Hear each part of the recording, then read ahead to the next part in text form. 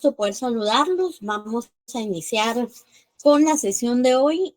Como ustedes saben, pues ya nuestras autoridades administrativas han dispuesto que durante esta semana pues las sesiones serán virtuales.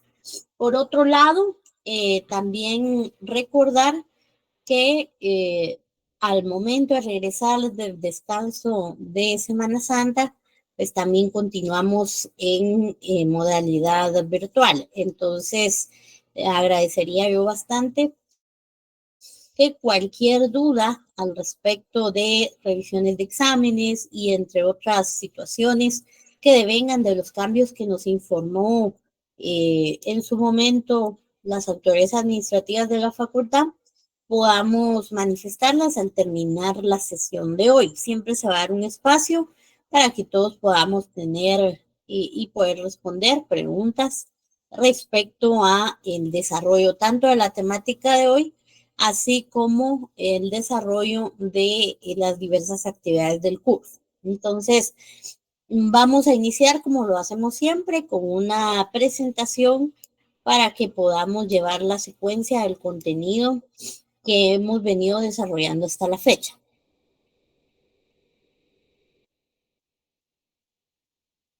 Así que en este momento les voy a hacer la presentación. Por favor, si alguien no la visualiza, puede indicarme. Ya en este confirme que se vea, se lo voy a agradecer. Se logra ver. Muy bien, muchas gracias. Gracias a todos. Bueno, entonces en la clase pasada, en la sesión que tuvimos también por esta vía, hablamos acerca de la clasificación de la norma, específicamente en el ámbito procesal, y hablamos acerca de la clasificación de la ley procesal atendiendo a diferentes situaciones. Hablamos acerca de esa clasificación que atiende en la doctrina a su aplicación, es decir, si son imperativas o son dispositivas. Hablamos también siempre dentro del marco de la clasificación de la ley procesal, hablamos acerca de esta clasificación doctrinaria que se da cuando el indicador, la materia que va a regular la ley procesal. Lo hablamos en la sesión de la semana pasada, en donde se clasificaba precisamente como formales aquellas que regulan de alguna manera los actos propios de el proceso y el procedimiento jurídico, las materiales, que son aquellas que regulan instituciones o figuras procesales, y las orgánicas, que son aquellas que regulan todo lo relacionado a la organización de los órganos de justicia o los órganos jurisdiccionales. En la sesión pasada, pues hablamos también acerca de que no solamente es necesario entender cómo se clasifica la ley procesal, sino también cómo se aplica. Y conversamos también de la ley procesal, lleva de alguna manera y nos orienta a establecer cómo y cuándo podemos emplear ciertas herramientas jurídicas que están contenidas dentro de la ley procesal. Recordemos pues que por excelencia la ley procesal es esa fuente principal del derecho procesal. Hablando entonces del objeto de interpretar la ley, porque es importante que ustedes como abogadas, como abogados, puedan interpretar la ley, y lo hablábamos en la sesión pasada. Obviamente, de alguna manera, y si quisiéramos ser estrictos en la definición que nos tiene acá nuestra presentación, nos dice que el objeto es ajustar el contenido de la norma al modo en que el legislador la creó de manera objetiva. Y lo hablamos en la sesión. Interpretar correctamente la ley recae en esa permanencia que existe de la ley en el tiempo. Puede ser que tengamos una norma de carácter procesal, como por ejemplo la ley del organismo judicial, que data del año más de 30 años, en donde ha habido cambios sociales, cambios de ciertos procesos y se ha ido actualizando. Sin embargo, utiliza muchos términos términos que de alguna forma eran muy propios de la época, y el objetivo de que cada uno de ustedes aprenda las diversas técnicas para poder interpretar la ley, que ya vamos a hablar, en que entró en vigencia una norma y sin importar el momento social, político o simplemente de línea de tiempo que se agote precisamente para poder entender o aplicar esa norma, pues pueda trascender en el tiempo la misma, sin importar que pues hayan habido muchos cambios o hayan habido pocos, ¿verdad? Por eso es que el objeto de interpretar la ley nos orienta a que de alguna manera se debe de vista objetivo. Puede ser que quizá no hayan pasado muchos años, pero la época, y si hacemos una interpretación de una norma desde un sesgo, desde una ideología, desde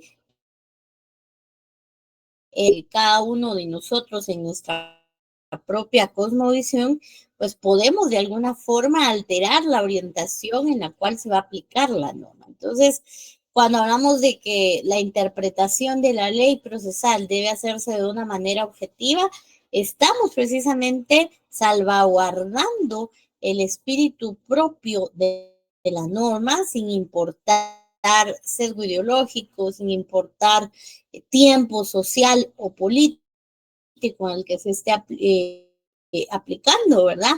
Y sin importar de alguna manera que el paso del tiempo haya quizá modernizado algún sistema o bien algún término dentro de la clasificación de cómo se interpreta la ley procesal. Es interesante de alguna manera que podamos atenderla. Es decir, la doctrina nos lleva a clasificar las formas en que podemos interpretar la ley. Y la primera es que atiende al órgano, entidad que la ha creado, es decir, de dónde ha sido emitida la norma. Y lo hablábamos en la sesión pasada, que esta clasificación nos habla de tres formas de interpretarse desde el punto de vista del órgano o entidad que creó la norma. Puede ser una interpretación auténtica, una interpretación judicial o bien una interpretación doctrinaria. En la sesión pasada hablábamos de que cuando hacemos referencia a una interpretación auténtica, pues estamos haciendo sin duda alguna pues un descanso en el cual podemos acudir a la institución, si tenemos la suerte, a la autoridad que esté aún de turno, que haya emitido una determinada norma y que por esa legitimidad de creación sobre la misma puede aclarar los pasajes sobre los cuales existe algún vacío, alguna duda y que pues podamos tener legitimidad al momento de interpretarla. En este caso lo hablábamos en la sesión pasada que esta interpretación la da precisamente el órgano que crea la norma. Y en este orden de ideas, pues podemos decir que atendiendo a la jerarquía de normas que estemos aplicando, pues así vamos a tener autoridades que van a interpretar la norma. Es decir, si yo necesito la interpretación de una norma de rango constitucional como nuestra constitución, valga la redundancia, puedo acudir a la Corte de Constitucionalidad, que es el ente especializado y que nace precisamente de la creación de la norma propia en 1985 y que de alguna forma pues data y tiene ese respaldo de interpretación no solo de la norma propia como la Constitución, sino de muchas más normativas, pero por excelencia la Constitución. Si bajamos un poco más y hablamos en algún momento acerca de la normativa ordinaria, pues pudiéramos hablar de esas consultas que se le pueden hacer al Congreso o bien acudir a los dictámenes que respaldan la aprobación dentro del Congreso de una norma o de un cuerpo legal de carácter procesal. En la sesión pasada también repasábamos de que si esto fuera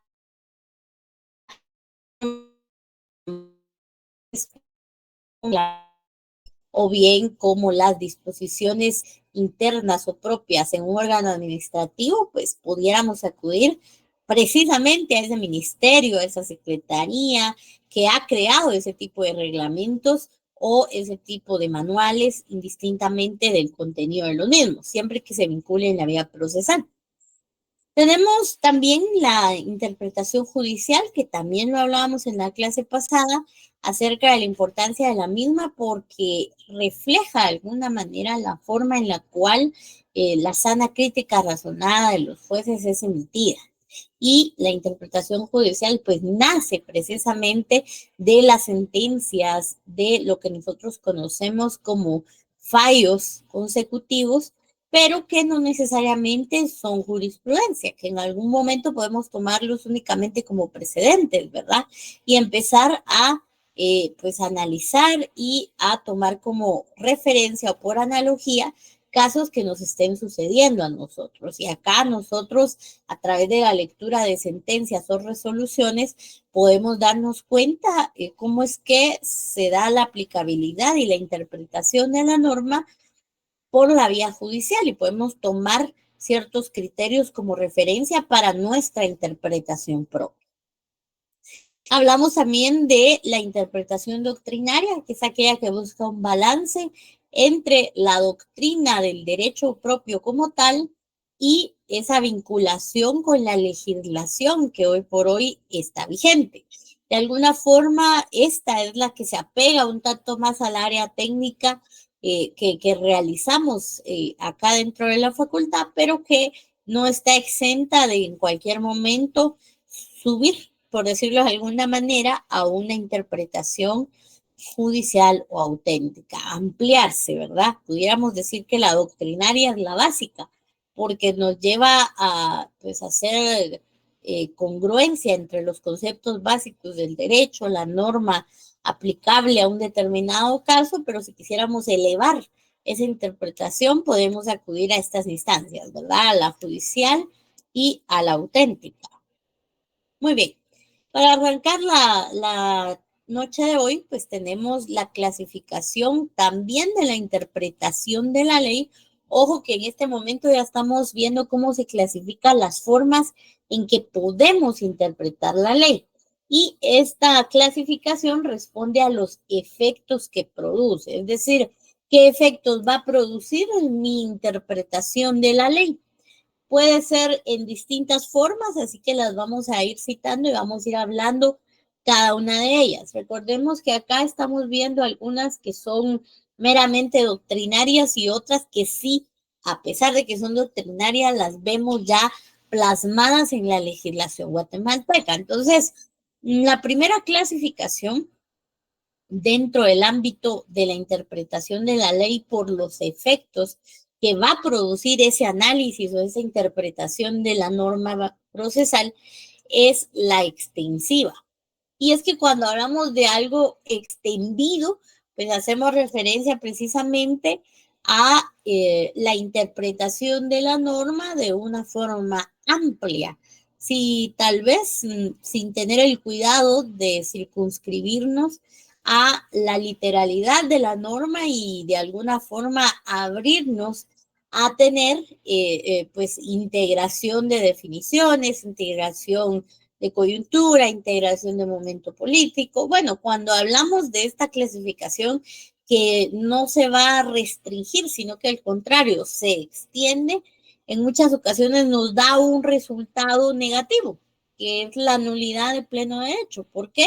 Porque de alguna forma al extendernos en un análisis sin tener parámetros y sin de alguna manera observar la legalidad dentro de la cual estamos actuando, pues perdemos el norte y la interpretación en muchas ocasiones, al hacerse de manera amplia, nos genera una nulidad de pleno derecho o, como está aquí en la voz latina, una nulidad ipso iure. Entonces, la clasificación extensiva es algo que la doctrina contempla indistintamente de si el resultado sea bueno o malo, pero existe.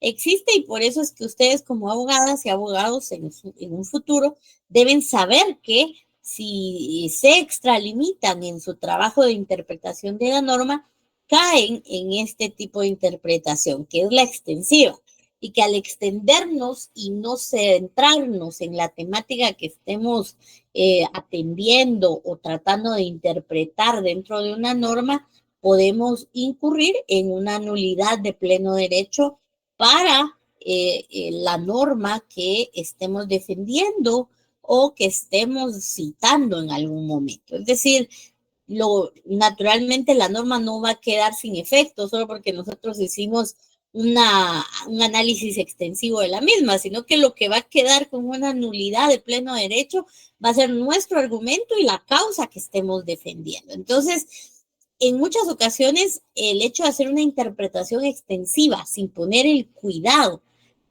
necesario para poder realizar de alguna manera el tema de interpretación nos va a traer abajo la argumentación y por ende la defensa de los postulados que nosotros estemos realizando, indistintamente si estamos del lado de quien es el sujeto activo o del lado del sujeto pasivo, ¿verdad? Entonces sí es importante que tengamos presente que existe, que está contemplada este tipo de interpretación en la doctrina, que no es la más adecuada, pero que existe, ¿verdad? Y que está dentro de la clasificación doctrinaria de la interpretación de la ley. Tenemos otro tipo que también, otra clasificación, otro tipo de interpretación de la ley atendiendo a sus efectos, y esta es la restrictiva, que como ya nos damos cuenta es todo lo contrario a la extensiva, ¿verdad? En la extensiva no ponemos límites, empezamos a interpretar, a divagar, pero en la restrictiva nos apegamos un tanto más a la lectura propia de la norma y a establecer y respetar ciertos parámetros técnicos que nos exige la ley. Entonces aquí tenemos como referencia el artículo 13 de la ley del organismo judicial. Me gustaría que alguien nos pueda apoyar con la lectura de ese artículo, por favor. Primacía de las disposiciones especiales. Gracias. Reformado por el artículo 2 del Decreto 59/2005 del Congreso de la República, las disposiciones especiales de las leyes prevalecen sobre las disposiciones generales de la misma o de otras leyes. Muchas gracias, compañera. Bien. Cuando hablamos de este tipo de interpretación, entonces nos damos cuenta que nuestra ley es clara y nos dice las disposiciones especiales, es decir, si estamos analizando normativa en materia procesal, vamos a tener un gran abanico de normas procesales que observar. Sin ir tan lejos, pudiéramos hablar del Código Procesal Penal, del Código Procesal Civil, de la ley del organismo judicial, y de repente y nos confundimos, ¿verdad? Y no sabemos ni qué norma utilizar. La interpretación restrictiva nos lleva a centrar nuestra atención al momento de interpretar la ley específicamente en la temática en la cual pues estemos desarrollando nuestro proceso. Por eso nos dice el artículo 13 que va a haber una primacía, es decir, va a haber una prioridad de las disposiciones especiales sobre las generales. Entonces, cuando yo hablo de una disposición especial, estoy hablando de aquella que más allá de regular un tema procesal, regula el tema procesal que a mí me interesa y el cual estoy defendiendo. Entonces, de alguna manera, por eso es que encontramos de alguna manera sentido en lo que dice el artículo 13. Las disposiciones especiales, las propias de la materia, van a prevalecer sobre las disposiciones generales de la misma o de otras leyes. Entonces, puede suceder que estemos en el desarrollo de un proceso jurídico civil, pero siendo aún más específicos, y quizá todos dirían, bueno, entonces se utiliza para interpretar y para empezar a leer el Código Procesal Civil, que no está mal, pero en el Código Procesal Civil vamos a encontrar generalidades de todos los procesos civiles. pudiéramos ser un tanto más específicos o específicas y buscar entonces esa normativa reglamentaria que tiene que ver con el desarrollo de la temática que yo esté procesando, que esté llevando dentro de un proceso jurídico. Y entonces, aquí yo les pongo un ejemplo, puede ser un tema de la persona. Una persona tiene un nombre y la persona puede que esté dirimiendo un juicio en el cual ha tenido problemas con su identificación. Bueno, me van a decir, sí, hay que analizar el Código Civil, hay que analizar, por ejemplo, todo lo relacionado al Código Procesal Civil. Bueno, ahí encontramos generalidades, pero ¿qué tal si su problema es en un registro, en cómo se ha registrado su nombre? Bueno, hay una normativa aún más específica que reglamenta de alguna manera todo lo relacionado, y valga la redundancia, a los registros de los datos de la persona individual. Y en algún momento es el RENAP, ¿verdad? Y si fuera una persona jurídica, pues estaríamos hablando del famoso REPEJU, ¿verdad? Pero de alguna forma nos damos cuenta cómo de las generalidades caemos a lo específico.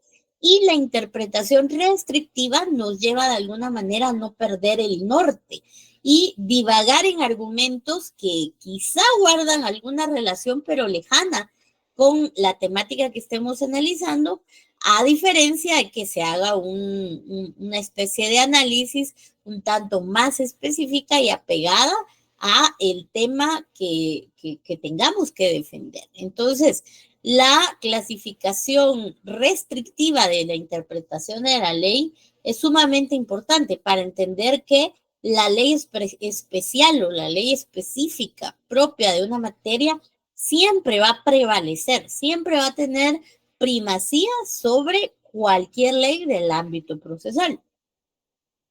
Tenemos otra clasificación que es la analógica.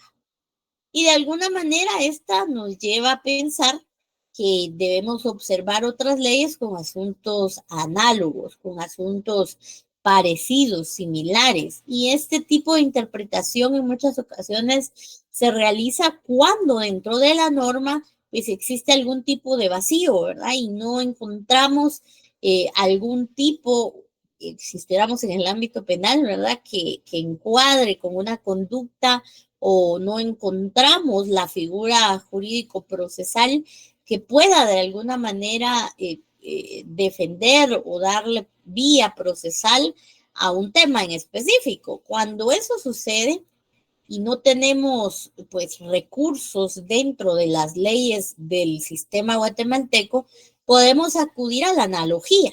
Cuando yo hablo de analogía, pues hago referencia a ese parecido, a esa similitud que puede haber precisamente dentro de los cuerpos normativos y situaciones reguladas dentro de ellos en el país. Entonces, cuando hablamos de este tipo de interpretación que nos da la, la, la doctrina, pero hacemos referencia a buscar otras leyes con asuntos análogos, con asuntos parecidos, en las cuales podamos tomar referencia de cómo se resuelve una situación o un conflicto. En la vía legal, esta analogía es llamada o se traslada, se transmite a través de la supletoriedad. Cuando hablamos de la supletoriedad, pues hacemos referencia precisamente a cómo una norma entra a suplir a la otra cuando tiene falencias, cuando tiene debilidades. Y entonces, al momento de encontrar esos vacíos legales, pues podemos optar por tener normas que suplan esa necesidad. Por eso hablamos de supletoriedad. Y un ejemplo muy claro se da en la vía del derecho laboral. En la vía del derecho laboral, específicamente en la parte procesal, no encontramos como tal un juicio laboral propio con sus etapas establecidas. Encontramos una supletoriedad dirigida. El Código de Trabajo nos dice que para efectos de desarrollar los procesos de índole laboral, se debe atender supletoriamente a lo contenido en el juicio propio del Código Procesal Civil. Y ahí entonces es que encontramos por supletoriedad el uso de el proceso ordinario. Por eso es que nos damos cuenta que cuando resolvemos una situación por la vía judicial en el ámbito laboral, pues sin duda alguna hacemos referencia a el juicio ordinario de distintas situaciones, siempre en el ámbito laboral. ¿Por qué hablamos de esa analogía? Porque existe una similitud en virtud que son conflictos entre personas y particulares en muchas ocasiones o en su mayoría. Y por ende, entonces, esta norma suple esa necesidad de tener un juicio o etapas que agotar en lo que concierne precisamente al ámbito laboral. Por ende, es importante de alguna manera tener en cuenta que este tipo de interpretación es una interpretación de auxilio para esos vacíos legales que en algún momento pueden resolverse por analogía, por similitud, por complemento también, pudiéramos decirlo, a las actividades que se deben resolver dentro del marco de lo legal. La siguiente clasificación de la interpretación de la ley, siempre atendiendo a los efectos que produce, es la derogatoria. En muchas ocasiones existen situaciones denominadas como conflicto de leyes. Es decir, que al momento de hacer una interpretación nos encontramos con muchas normas parecidas. Nos encontramos con normas que de alguna manera pues han sido parte de una especie de serie de legislaciones en los cuales quizá la problemática ha ido evolucionando y entonces de alguna manera surgen nuevas normas atendiendo a la problemática social en un momento específico de la historia o un momento específico de la sociedad en la cual nos estemos desarrollando. Cuando eso sucede, en muchas ocasiones se olvida derogar, se olvida dejar sin efecto las leyes pasadas y cuando debemos resolver una situación, argumentar una causa, nos encontramos con normas vigentes al mismo tiempo en una misma materia, pero con diferentes objetivos. Y entonces debemos hacer y encontramos ese famoso conflicto de leyes. ¿Qué vamos a hacer? Si ambas leyes quizá regulan lo mismo y se contradicen o quizá regulan cosas distintas pero ponen la misma pena. Bueno, ese tipo de conflictos en donde las normas por alguna razón no son congruentes entre sí, deben de resolverse. Y esto sí lo hemos reflejado, por ejemplo, en la ley del organismo judicial, en el artículo número 8. Y aquí tal vez agradecer la misma persona que le dio lectura hace un momento al otro artículo, que pueda ayudarnos con la lectura del artículo 8, por favor. Y licenciada, perdone, fíjese que ya voy en camino, ya voy manejando, no, sí, no voy a poder muy bien, apoyar, no hay perdón. problema. No Gracias, sé si habrá licenciada. alguien más que nos pueda apoyar, por favor.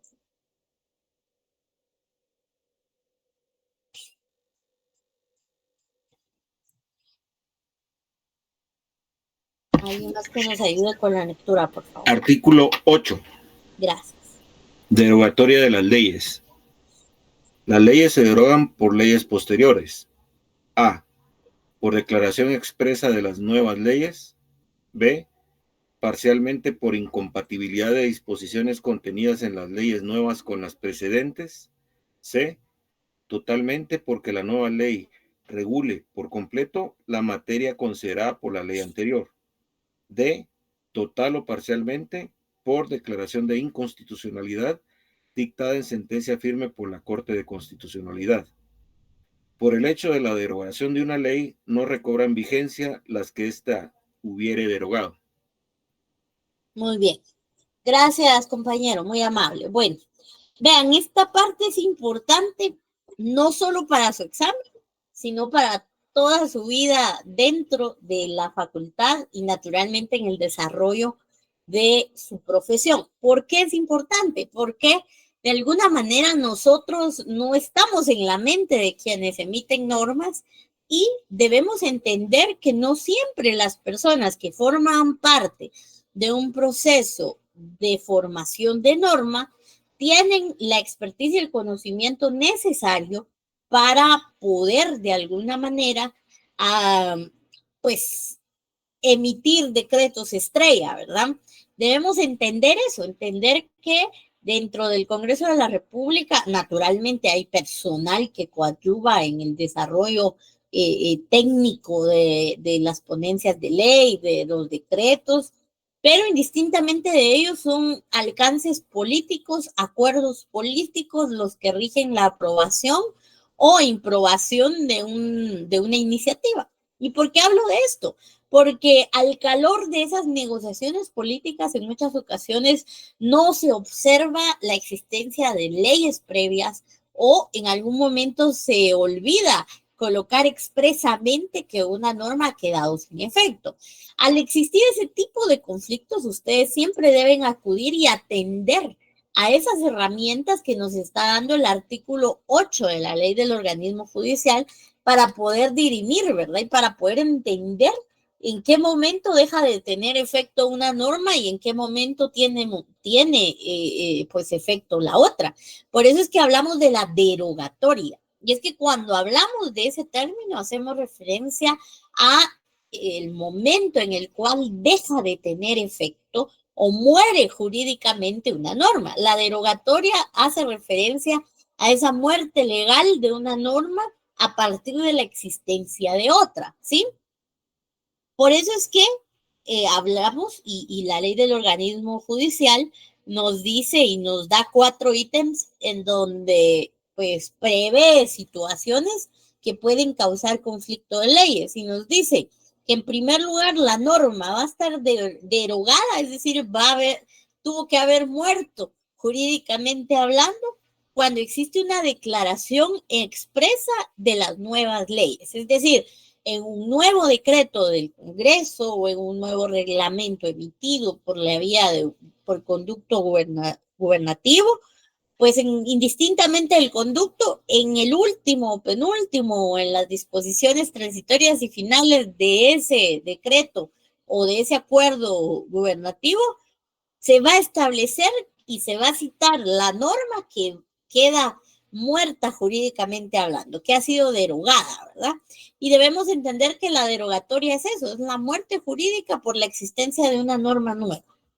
Entonces, lo más natural es que exista una declaración expresa, un artículo transitorio o disposición final que nos diga que a partir del momento en el que entre en vigencia el presente decreto, si estuviéramos hablando en la vía ordinaria, tal y tal decreto queda sin efecto. Esa es la disposición expresa, eso sería en un mundo ideal, pero como vivimos en un mundo en donde hay accidentes, en donde suceden diversos problemas jurídicos y políticos y que en algún momento, en aras de tener un control político, no se deja explícito que se ha derogado una norma por otra, en aras de evitar conflictos territoriales también en muchas situaciones, debemos saber qué hacer ante estas posibilidades.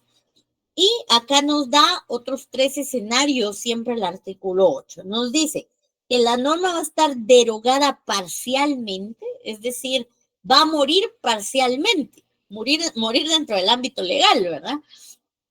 Va a dejar sin efecto esa norma en ciertos pasajes por incompatibilidad de disposiciones contenidas en las leyes nuevas con las precedentes. ¿Qué quiere decir eso? Si tenemos quizá una normativa X desde el año 89 y hoy en 2024 surge otra normativa que contraviene, que contradice la normativa anterior, pues debemos entender que en ciertos pasajes la norma va a quedar sin efecto. La norma pasada va a quedar sin efecto en virtud que ha sido creada una nueva. Ahí podemos hablar de una derogatoria meramente tácita, ¿verdad? Que de alguna manera solamente se hace por mero entendimiento. Totalmente porque la nueva ley regule por completo la materia considerada por la ley anterior. Bueno, puede suceder que yo les pongo un ejemplo, tengamos una ley, un código penal, ¿verdad? Que sabemos que data de los años 70 y que de repente en este año el Congreso decida reformar no solo ciertos pasajes del Código Penal, sino replantear por completo el Código Penal y entonces existirá una derogatoria total, ¿verdad? Porque no solo estamos hablando de una reforma o de cambios en determinados bienes jurídicos tutelados del Estado, sino que van a ser en todos e incluso puede ser en más bienes jurídicos tutelados que pues sean ya parte del Código Penal actual. Un ejemplo muy actual, pudiéramos decir, es la ley que al día de hoy se está moviendo, una iniciativa de ley que se está moviendo en el Congreso, conocida como esta ley de espectáculos. Ese es su nombre público, ¿verdad? Entendemos y sabemos que en Guatemala existe un decreto en el cual, pues ya desde hace bastantes años, pues se rige las modalidades de los espectáculos, los formalismos, los permisos, cómo debe venir el trámite de un espectáculo para Guatemala, conciertos, obras de teatro, entre otras situaciones, ¿verdad? Que tengan que ver con espectáculos, circos. Sin embargo, en Guatemala, a la presente fecha, dentro del Congreso, se mueve una iniciativa en la cual, pues de alguna manera, se busca replantear todo el esquema de control del Estado frente a la autorización de espectáculos. Replantea una nueva estructura dentro del Ministerio de Cultura, replantea ciertos valores e incluso plantea el hecho del entretenimiento no como un gusto o como un lujo, sino como un derecho. Entonces replantea muchos postulados de la sociedad orientados a los espectáculos y naturalmente replantea la forma en que se clasifican los espectáculos y replantea las modalidades en que se van a realizar los procedimientos para autorización de espectáculos.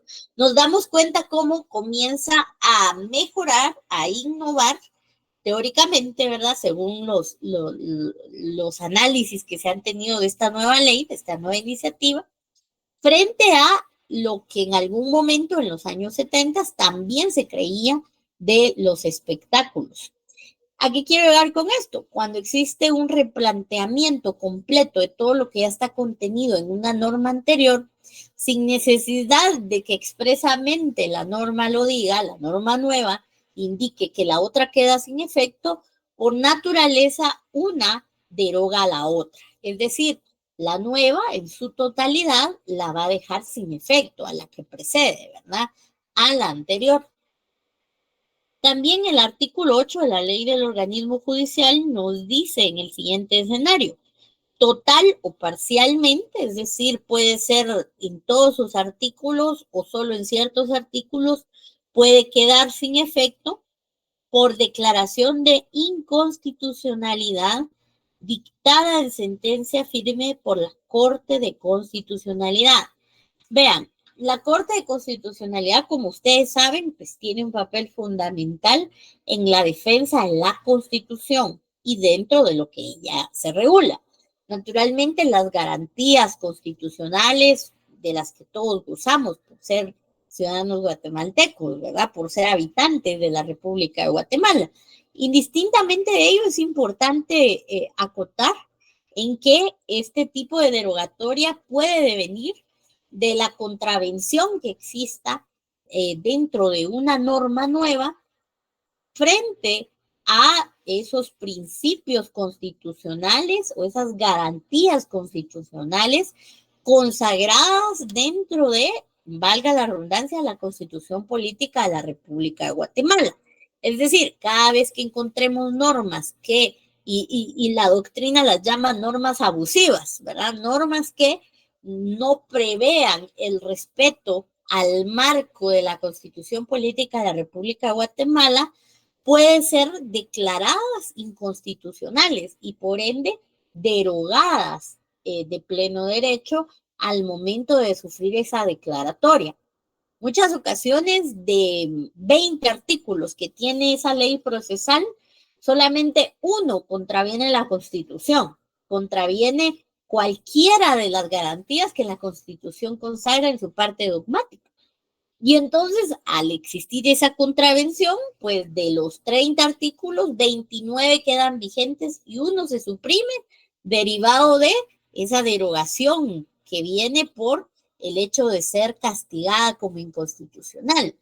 Recordemos que el trabajo de la Corte de Constitucionalidad es precisamente la defensa de la Constitución. Y no podemos hablar de una defensa de la Constitución si dejamos vigentes leyes que contravengan el marco constitucional. Recuérdense que en la vía jurídica, pues la Constitución es nuestro techo, ¿verdad? Y de ahí no podemos pasar. Si intentamos pasar sobre la misma, sucede o se empiezan a implementar esos mecanismos de defensa de la Constitución, como es la declaratoria de inconstitucionalidad por parte de la Corte.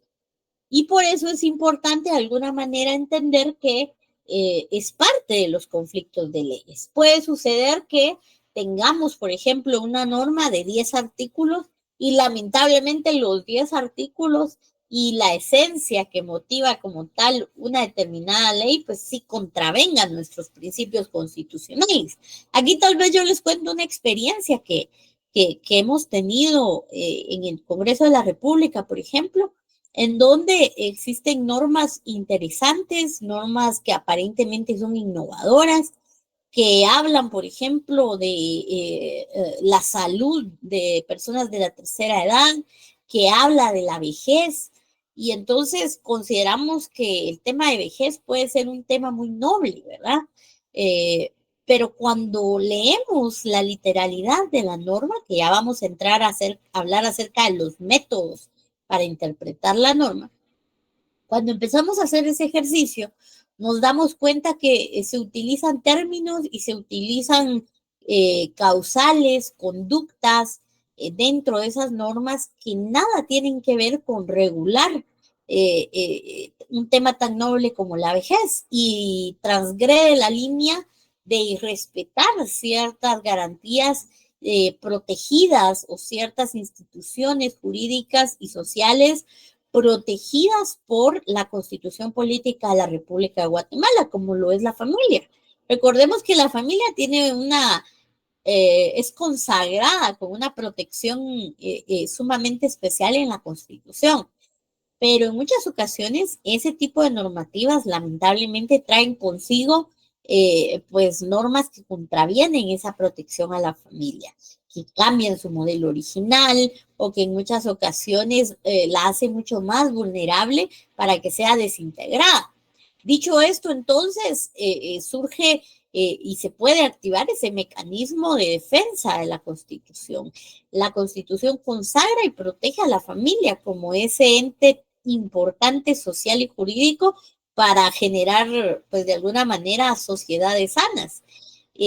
Así como la consagra la Constitución, la protege y por gozar de esa protección, en muchas ocasiones, pues puede traerse abajo no solo un artículo, sino toda una norma que sea motivada a partir de esa contravención a la Constitución. Entonces, muchas normas se han caído dentro del Congreso porque parte del trabajo legislativo es analizar su constitucionalidad, ¿verdad? ¿Qué tanto dirime con la Constitución y qué tanto puede complementar a la misma? Entonces, debemos tener presente que el tema de inconstitucionalidad surge cuando quizá por alguna razón política o técnica en el lugar donde se aprobó la norma no se dieron cuenta que contravenía la Constitución y por ende todos nosotros como ciudadanas y ciudadanos tenemos esa facultad y principalmente quien se ve afectado de poner de conocimiento esas falencias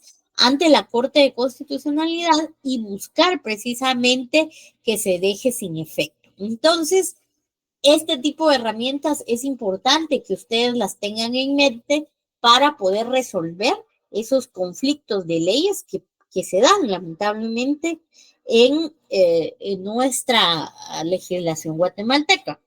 Por último, nos dice, por el hecho de la derogación de una ley, no recobran vigencias las leyes que hubiera derogado. Bien, aquí hay algo importante. En muchas ocasiones, como dejamos en efecto una norma, pensamos que todo lo que está atrás de ella también puede regresar a la vida, ¿verdad? Y debemos entender y recordar el principio de preclusión. Quizá puede surgir una norma del año 80 que haya derogado una norma del año 50, por ejemplo. Y hoy en 2024 surge una norma que vuelve a replantear todo ese sistema. Muchos erróneamente podrán decir, bueno, entonces como se deroga la de los 70, seguramente la que precedía entra nuevamente en vigencia y no es así. La preclusión, recuerden que nos lleva a pensar que una etapa debe seguirse de otra y debe concluir para pasar a la otra. Entonces, si una norma deja sin efecto una anterior y posteriormente esta norma vigente queda sin efecto, pues muere junto con la que ya murió con el nacimiento de la misma. Entonces, debemos tener presente que hay preclusión, es decir, se ha cerrado de alguna manera ese ciclo de norma vigente y no se retrotrae a lo que pudo haber estado vigente antes, ¿verdad?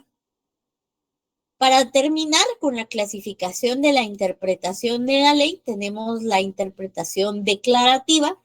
Y aquí, pues, les voy a agradecer mucho que podamos dar lectura al artículo número 11 de la ley del organismo judicial.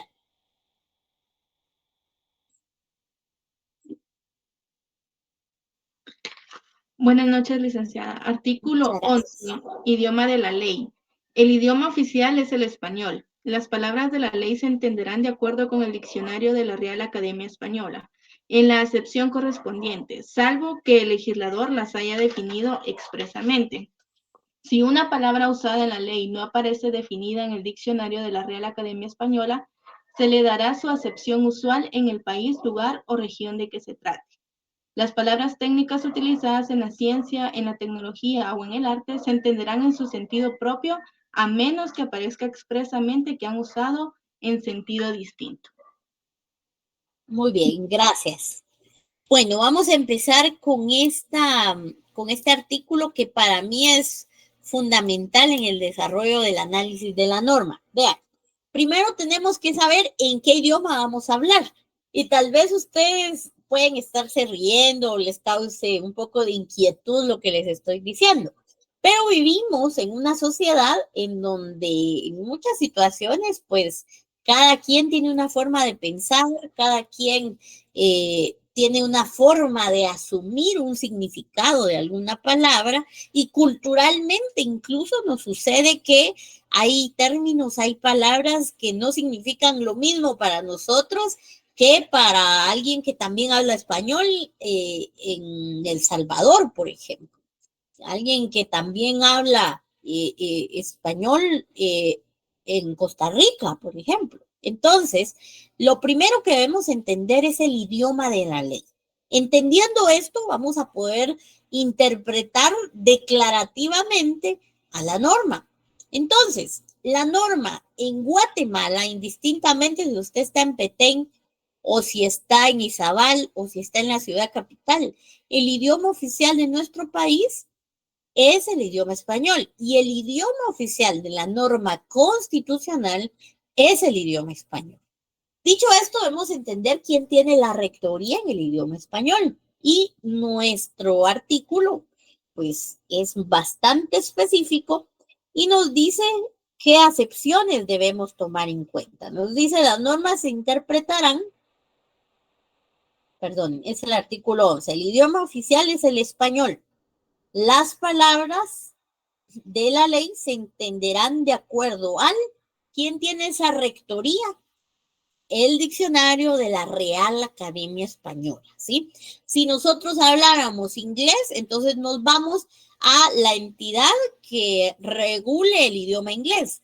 Pero en el idioma español hay una entidad que es precisamente la Real Academia de la Lengua Española, aquella que nos va a ayudar precisamente a tener términos universales y que indistintamente si estamos en un punto o en otro dentro de nuestro propio país, vamos a manejar una misma serie de terminologías y significados. Dicho esto, entonces, ¿por qué hablamos de una interpretación declarativa?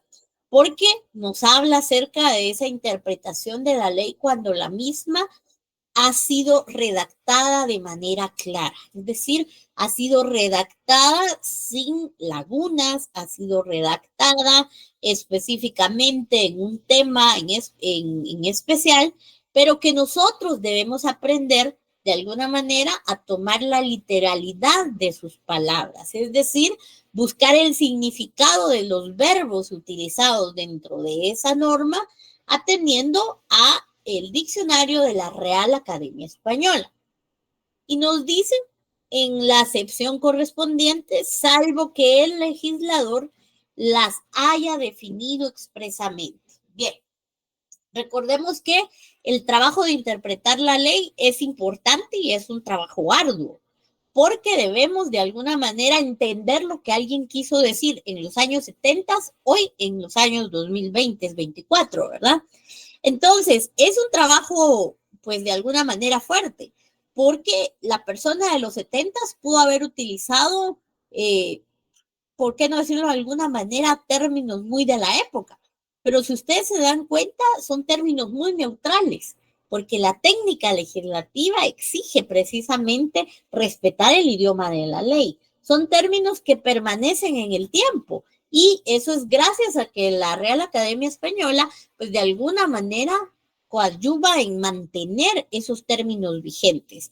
Cuando ustedes están en la primaria, por ejemplo, y les enseñan a leer y les enseñan a empezar a armar oraciones, siempre les piden que lleven un diccionario para que ustedes comprendan los verbos.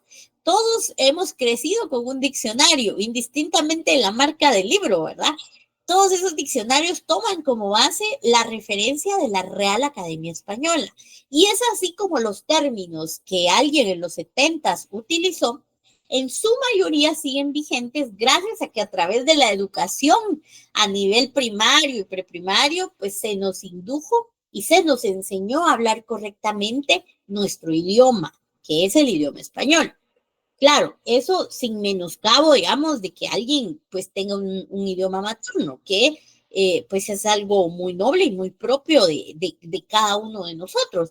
Sin embargo, hablando en temas específicos de leyes constitucionales en Guatemala, debemos circunscribirnos al idioma español. Por eso es que hablamos de esta clasificación declarativa.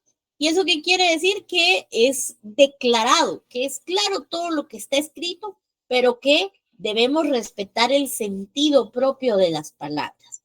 Sucede pues que en muchas ocasiones la ley que estamos interpretando es muy específica y tiene sus propios términos. Yo pudiera hablar, no sé, por ejemplo, la ley de contrataciones en Guatemala, que es una ley administrativa. Cuando ustedes leen esa ley van a encontrar muchos términos nuevos, como guatecompras, bueno, nuevos fuera del ámbito de la Real Academia Española, ¿verdad? Van a encontrar términos como guatecompras, términos como quizá usuario, pero usuario de qué, ¿verdad?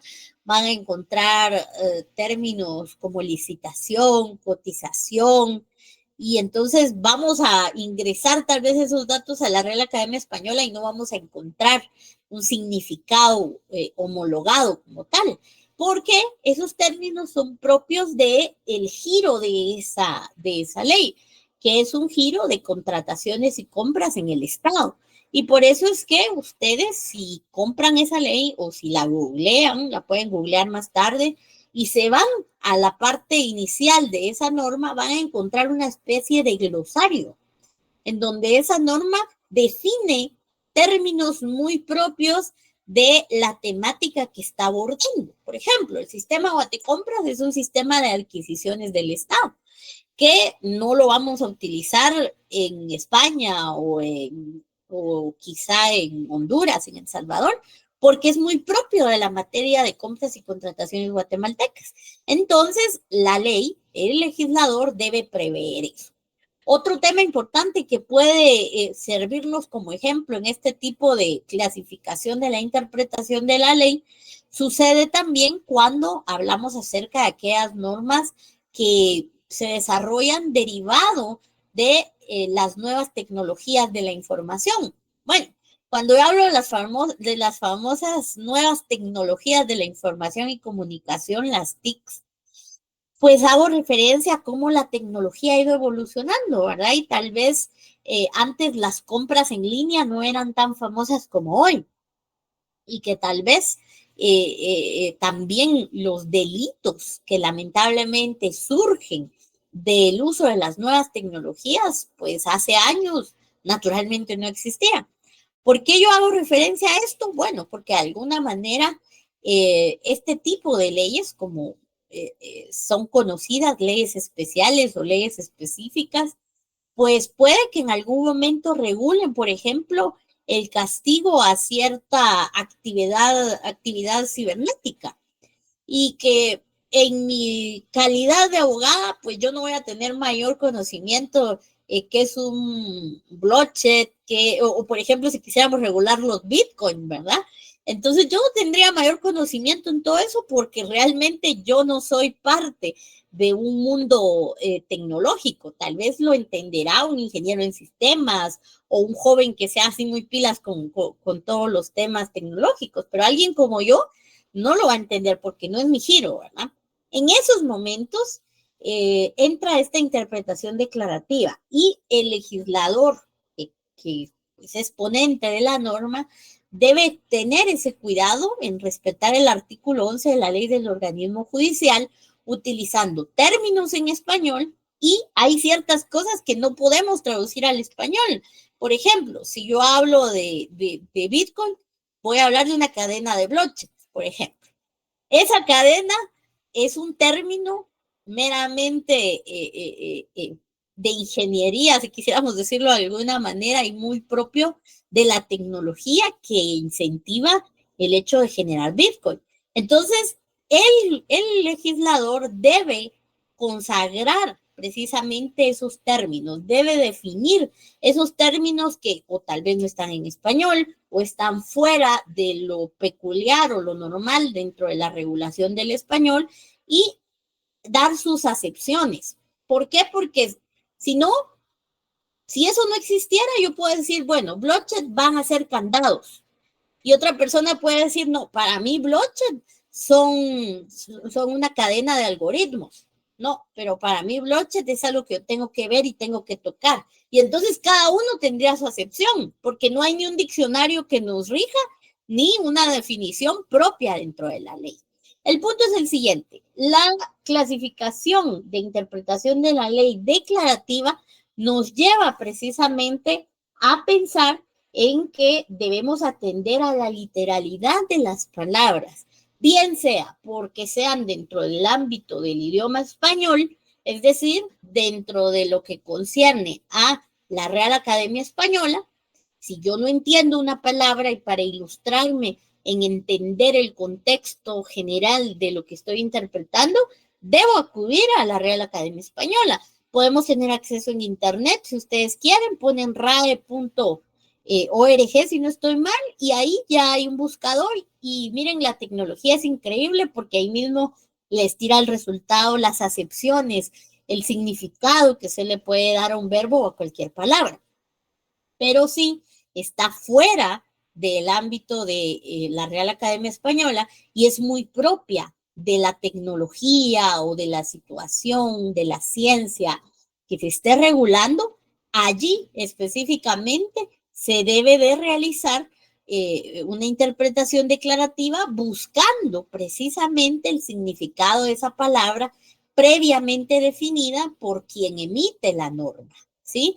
Y yo en términos muy sencillos les digo, es un pequeño glosario que siempre está establecido por el legislador para poder entender el significado propio de esa norma.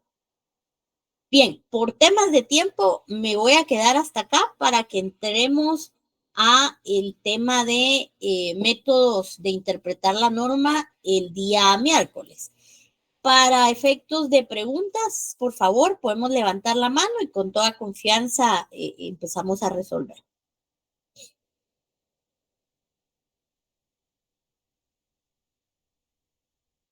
Muy bien, Víctor Tuchín, adelante. ¿Qué tal, licenciada? Buenas noches. Mire, una consulta. Dígame. Mira de que yo estoy empezando, bueno, eso es respecto con la tarea, ¿verdad? La que acaba de dejar. Muy bien. Mi consulta es conforme a lo que es las 10 líneas de los artículos. O sea, en las 10 líneas tienen que venir incluidos los artículos que pidió, o sea, el grupito de artículos. O sería 10 líneas por cada artículo. Lo ideal serían 10 por cada artículo. Y ahí les pongo un mínimo y de ahí para adelante, ¿verdad? Es que a veces también sucede que como no se les pone mínimo, hacen 2 líneas, ¿verdad?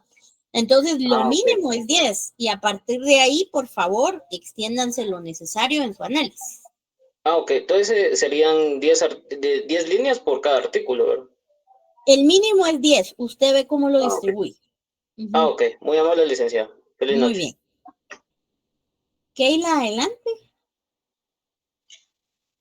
Buenas noches, licenciada. Mucho gusto, con Keila. Una consulta también sobre la tarea. En el inciso C, donde dice integración de los órganos jurisdiccionales en Guatemala, donde dice esquema, tendríamos que poner las cámaras que son penal, civil y amparo, creo que es. ¿O cómo podría ser ahí? Sí, ahí les estoy pidiendo un esquema porque recuérdense, y ya lo hemos hablado, que existe una jerarquía, ¿verdad? Recuerden que si ustedes leen la ley del organismo judicial, que es parte del trabajo que ustedes tienen que hacer, leer la ley, en los artículos citados van a encontrar cómo define en un tema escalonado la misma ley a esos órganos jurisdiccionales, consagrando como un ente de toma de decisiones hasta arriba la Corte Suprema de Justicia, ¿verdad? Y cómo la misma se va dividiendo en cámaras y cómo la misma luego tiene a su cargo salas y cómo la misma luego pues ya tiene juzgados abajo, ¿verdad? Naturalmente es un trabajo en donde hay que esquematizar y entender que debemos en el dibujo plasmar las jerarquías, quién está hasta arriba, quién está de mando medio y quién está hasta abajo. Le puedo recomendar también, pueden ingresar a la página del organismo judicial, allí van a encontrar el organigrama del organismo judicial y entonces pueden tomarlo como referencia para acoplarlo a su lectura en la ley del organismo judicial. Muchas gracias, licenciada. Y también con el inciso 2, siempre de la C, donde dice integración atribuciones según la ley del organismo judicial del artículo 75 al 112, ahí, ¿qué tenemos que hacer? Disculpe, ahí sí no entiendo. ¿Puede leerlo, por favor? Integración y atribuciones según la ley del organismo judicial del artículo. Como estamos hablando de los órganos jurisdiccionales, estamos hablando de la organización de, valga la redundancia, el Poder Judicial. Entonces, ¿cómo está integrado? Si yo hablo de la Corte Suprema de Justicia, ¿cómo está integrado? Tiene 13 magistrados. Si yo estoy hablando de las cámaras, ¿cuántos magistrados hay en cada cámara? Si yo estoy hablando, por ejemplo, de los juzgados, ¿qué tipo de jueces? Si hay juzgados unipersonales o pluripersonales. Es decir, cada ley, cada artículo le va a ir diciendo a usted, juzgado X, ¿verdad? Está integrado por A, B, C y D. Esa es la integración. Y también le dice sus funciones, es decir, a qué se dedica. Si hablamos de la Corte Suprema, tiene sus atribuciones, ¿verdad? Entonces, atribución es su qué hacer. Integración es quienes forman parte de ese órgano. No sé si ahí estamos, Kate. Sí, muchas gracias, licenciada, Muy solamente. bien, para servirle, muy bien. Muy bien, Nancy, adelante. Licenciada, buenas noches. Perdone, Diga. yo igual era con respecto a lo de la tarea. Pues yo Muy tenía la misma duda con respecto a lo de la integración y de las atribuciones de los órganos jurisdiccionales. Bueno, yo le entiendo de esta forma, por ejemplo, en el capítulo 2, donde habla de la Corte Suprema de Justicia, que empieza en el artículo 75 al 85. Le entiendo yo que ahí tendríamos que sustraer, por ejemplo, como ahí nos pide la integración y atribuciones de esos artículos, tendríamos nosotros que sustraer, obviamente, ¿verdad?, cómo se organiza y la atribución que tiene, por ejemplo, la Corte Suprema, o creo que aquí habla también de las cámaras. Eso Sí, es lo que yo le comprendo, que sí. porque ya, por ejemplo, en el artículo 81 que habla de los votos, obviamente eso ya no... Sí, no. El objetivo es que ustedes tienen que leer todo y sustraer lo que se les pide, ¿verdad? Integración y qué hacer, nada más. Integración, quienes forman parte, y atribuciones, eso qué hacer, ¿verdad? Ya. Muchas gracias, licenciada, muy amable. Así es. Muy bien. Carlos Aceituno, adelante. Muchas licenciadas, disculpe, solo una consulta, se me entró un poco el internet. Usted dijo que eran 10 líneas por cada artículo, ¿verdad? O 10 líneas por el tema, supongo que se dice del Fíjese que 37 al déjeme 50. ver la hoja, o si usted puede leerme qué dice la hoja, porque es que no la tengo a la vista. Claro, claro, licenciada, dice resumen de los siguientes artículos de la Ley del Organismo Judicial, desde el artículo 24 al 36, pero la serie 2 dice elaborar un resumen a mano en hojas bond con letra legible de los temas contenidos en los siguientes segmentos del decreto 2-89 ley del organismo judicial, mínimo 10 líneas por tema. Entonces, por tema. Recuérdense que nuestras leyes nos hablan en 10 artículos de un mismo tema, puede ser, ¿verdad? Entonces, ahí la instrucción es clara, es por tema. Y el 10 es un mínimo, ¿verdad? Si usted quiere hacer más, haga más. ok, ya perfecto, ya entendí, gracias. Muy bien. Muy bien. Bueno, entonces nos estamos saludando el próximo día miércoles. Que tengan una buena noche. Muchas gracias, licenciada. Gracias, licenciada. Gracias, feliz noche.